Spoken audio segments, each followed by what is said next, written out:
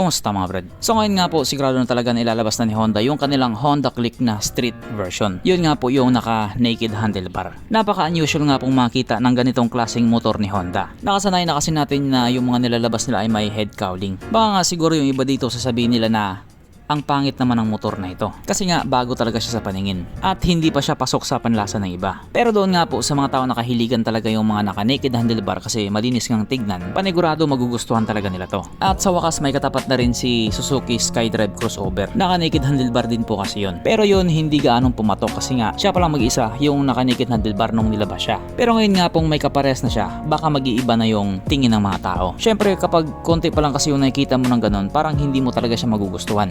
Feeling mo kasi kapag yun ang binili mo, ma-please ka sa kalsada. Kaya kung ano yung mga sikat, yun na rin yung pipiliin mo. Dito nga po sa bagong Honda Click 125 na naka-naked handlebar, pares lang naman sila ng specs at mga features ni Honda Click na yung pinaka-latest na model. Ang pinagkaiba lang nila is yung ulo or yung sa may manibela nga po. At siguro baka may pagkakaiba na rin sa kulay. Pero maliban nga po doon, all in all, pares lang talaga sila. Iisa lang naman kasi yung makina nila. Pero pagdating nga po sa presyo, hindi natin masabi kung magkakaparehas pa din sila. Syempre naka-naked handlebar na yan, baka bago na rin yung presyo niyan. Nung dati nga naglabas lang sila ng bagong kulay, tinaasan na nila agad yung presyo eh. Lalo na siguro dito na naka-naked handlebar na. Yung iba nga na nagko-convert, gumagastos pa ng malaking pera para magka-naked handlebar lang. Kaya tignan natin kung may pagbabago sa presyo. At tignan na rin natin kung ano yung magiging reaksyon ng mga tao kung sakaling makita nila ito ng personal. Magagandahan kaya sila or mapapangitan sila. Syempre yung mga taong gustong kumuha ng Honda Click, medyo malilito pa yan sila kung alin yung pipiliin nila.